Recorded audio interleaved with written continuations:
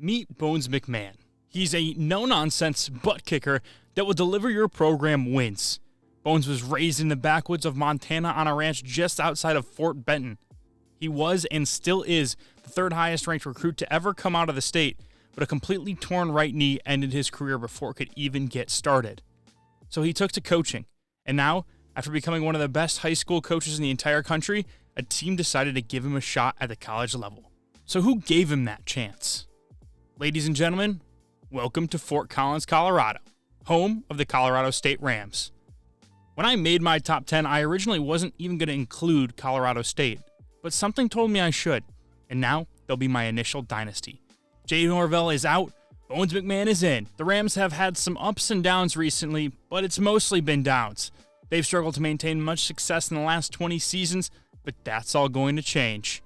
They've got the pieces to at least contend for the Mountain West title, but it won't be easy. Let's meet the team. Torrey Horton Jr. is by far the best player on this team. He's one of the best players in the entire conference. Heck, even the country. At 6'2", he's got the size to go up and get it, while also having great route runnings to be a menace at all three levels of the pass game. He might not be the fastest, but he's going to make you pay if you try to press him. This offense is going to run through him. Someone's got to throw him the ball, right? Meet Braden Fowler-Nicolosi. He was one of the best freshman QBs last year and is poised to have a breakout season. He's got a cannon of an arm and can attack at all three levels of the field.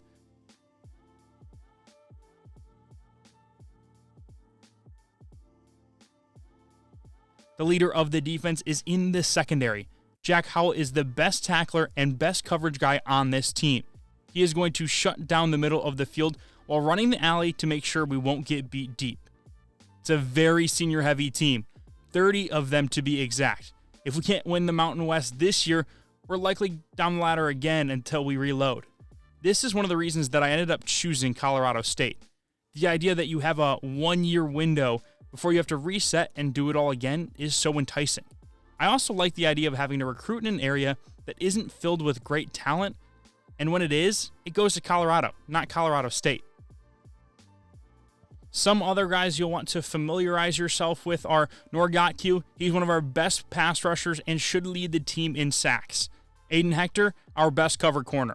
We'll be relying on him to slow down the opposing team's number one wide receiver. Henry Blackburn. With Howell, they create one of the best safety duos in the conference. Here are the settings we're rocking. All-American is the best gameplay right now, in my opinion. Wear and tear on, 8-minute quarters, and accelerated play clock down to 20 seconds. Bones is a motivator through and through. We'll have a focus on linebackers as well as the trenches. He's going to rely on his coordinators to be the scheme-oriented coaches. His secondary archetype will be recruiter with the goal of becoming a talent developer, an elite one at that. The schedule will not be easy. We start out on the road at DKR. I don't know how we're going to stop CJ Baxter, Isaiah Bond, and Quinn Ewers. I think we'll be able to move the ball, and as long as we don't turn the ball over, we should have a chance to keep it close. Then we get an FCS team to get in the win column before hosting Colorado at Canvas Stadium. We're then home again against UTEP, have an early bye, and then travel to Corvallis to take on Oregon State. That one will not be easy either, but it's definitely not the same team as last year. Then, in Mountain West action, we play 5 of the 7 teams predicted to finish above us in the standings. There are only 4 games on the entire schedule where we are the higher overall team. Fortunately, 2 of them are against our rivals.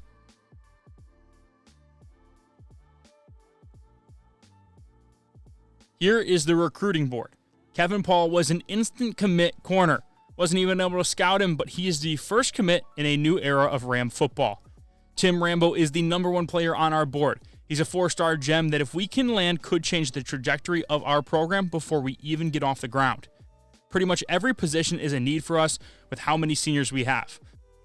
Currently I'm targeting 3 QBs, but Jamerson Boggs being my number 1 option there. We've got 2 RBs in Malik McGooligan and Geo Hope.